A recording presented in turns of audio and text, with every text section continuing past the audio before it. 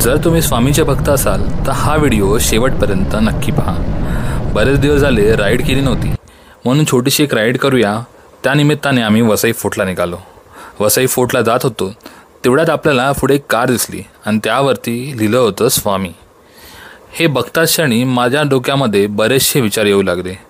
स्वामींचे भक्ती करणारे आम्ही दर गुरुवारी न चुकता मठात जातो, पण कामाच्या व्यापामुळे 2 आठवड्यापासून मला ते काही जमलं नाही।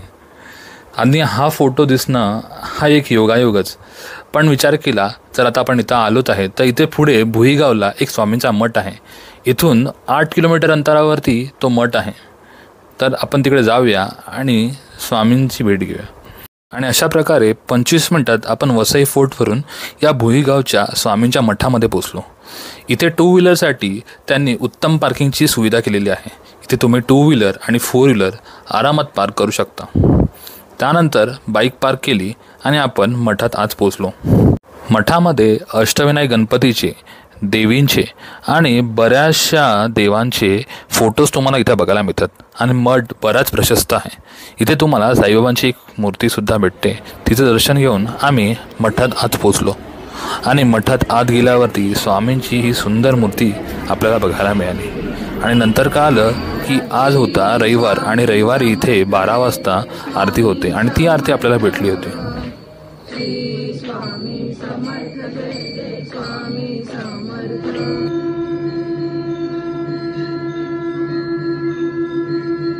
स्वामींचं दर्शन घेतल्यानंतर मन खूप प्रसन्न वाटत होतं आणि ते झाल्यानंतर आपल्याला कळालं की इथे रविवारी आणि गुरुवारी महाप्रसाद असतो। तर आपण इथे काही देणगी दिली आणि महाप्रसादाचा आस्वाद घेतला आणि खरंच जेवण खूप छान होतं आणि इकडे त्यांनी खूप चांगली सुविधा करून ठेवली होती। आणि अशा प्रकारे आपलं स्वामींचं दर्शन खूप छान पद्धतीने झालं। सांगण्याचं तात्पर्य हेच की व्यस्त आयुष्यातसुद्धा खरी भक्ती व्यर्थ जात नाही। स्वामी कायम आपल्याला योग्य मार्ग दाखवतात। जय श्री स्वामी समर्थ।